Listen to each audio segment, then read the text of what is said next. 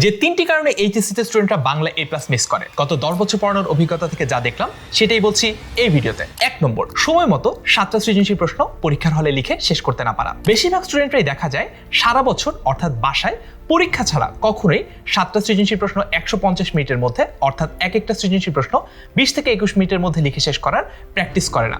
সমাধান হচ্ছে বাসায় প্রতি সপ্তাহে অন্তত একটা সৃজনশীল প্রশ্ন 20 থেকে 21 মিনিটে লিখে কমপ্লিট করার প্র্যাকটিস করা। 2 নম্বর, এইচএসসির বাংলা পরীক্ষার এমসিকিউর যে ডিফিকাল্টি লেভেল সেটা ধরতেই পারে না। এসএসসির চেয়ে এইচএসসির প্রশ্নের ডিফিকাল্টি লেভেল আসলেই কঠিন। প্রথম থেকেই যে গল্পটা বা যে কবিতাটা পড়া হবে সেই গল্প বা কবিতা থেকে বিগত বছরে বিভিন্ন বোর্ডে যে প্রশ্নগুলো এসেছে সেগুলো দেখতে হবে এবং নিয়মিত সলভ করতে হবে। 3 নম্বর, এইচএসসির বাংলা দ্বিতীয় পত্রের কোশ্চেন প্যাটার্নই বুঝতে না পারা। এইচএসসিতে বাংলা ব্যাকরণ পুরোটুকুই খাতায় লিখতে হয়, অর্থাৎ এখানে কোনো অবজেক্টিভ বা এমসিকিউ পার্ট নেই।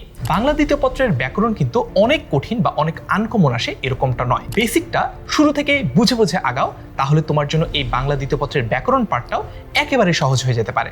এতগুলো সমস্যার কথা শুনে মাথায় হাত। সমাধান হচ্ছে 10 মিনিট স্কুলের এইচএসসি বাংলা মাস্টার বুক। আমরা তোমাদেরকে এইচএসসি 27 অনলাইন ব্যাচ বাংলা কোর্সে এমনভাবে পড়াবো যাতে তোমার বাংলা প্রথম পত্রের সিকিউ, এমসিকিউ, বাংলা দ্বিতীয় পত্রের ব্যাকরণ, নির্মিতি সবকিছু এইচএসসি পর্যন্ত তো সলভ হবে, পাশাপাশি অ্যাডমিশনের জার্নিতেও তুমি এগিয়ে থাকবে বাকি সবার চেয়ে।